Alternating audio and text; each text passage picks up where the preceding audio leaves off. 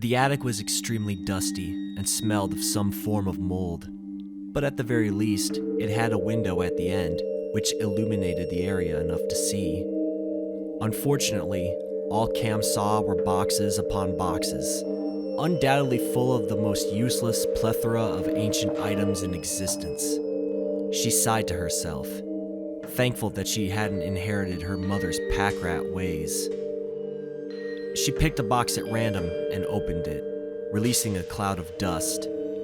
After a short sneezing fit, she began sorting through it. As she had suspected, there wasn't much to see. Much of the box's contents seemed to be old magazines. She had more luck with the second, which contained several old photo albums. Probably owned by her grandmother, she decided that those would be worth looking into later on. The rest of the afternoon was much of the same. Open a box, toss its contents into a get rid of pile, rinse and repeat. She was grateful, though, whenever the monotonous work was punctuated by an interesting discovery. An old piece of jewelry here, a handful of photos there. It was dull work, but it was something to do. She pushed aside a box containing several shattered china plates. It was a shame, since they probably would have been worth something had they been in decent condition. She reached for the last box. Newspaper. Old newspaper. She pulled out a piece and tried reading it. It was faded, but she could make out the date. June 27, 1921.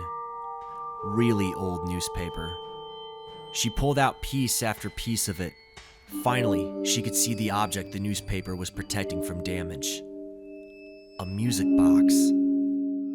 She lifted it gingerly from its resting place. It was ornately decorated. Curious, Cam lifted the lid of the box. A tiny, intricately carved ballerina stood on a little pedestal, along with a tiny key, which presumably was meant to wind it. Cam knelt there for a while, simply staring at the music box. She gently picked up the key and inserted it into a small hole on the front of the box. She turned the key a few times, making the sound of winding clockwork. She let go, and the ballerina began to twirl as music began to play. It was a simple tune, the kind one would expect from a music box. Still, Cam was enchanted by it. She gazed at the spinning ballerina. The rest of the world seemed to slowly fade away. Her mind was concentrated on the music box. Cam was jarred back to reality by her mother's voice, calling her. She simply alerted Cam that she was heading to the supermarket. Cam gave her okay and placed the music box, which had wound down, back into the cardboard box in which it had been stored. Feeling a little groggy, she decided that she should probably take a break. She grabbed the photo albums from earlier and descended the stairs to the house proper. She sat down on a couch in the living room and began flipping through one of the albums. A few minutes later, she caught herself humming the music box's song. Odd, since she wasn't normally the kind of person who was prone to humming. Yet, she didn't stop herself. She kept softly humming the song to herself. There was something soothing about it. About 20 minutes later, her mother came home, carrying a pair of brown paper bags in her arms. Cam stood up to assist her mother, but nearly fell right back down. Her head seemed to be spinning. She tried to shake it off. She tried to assist her mother with the groceries, but her help was denied. Her mother made a comment about how she looked pale and should probably head home. Cam made no objection as she slowly exited the house and made her way to the car. She briefly wondered if she was in any condition to drive, but was suddenly distracted. Music. That same music from before was playing, but louder.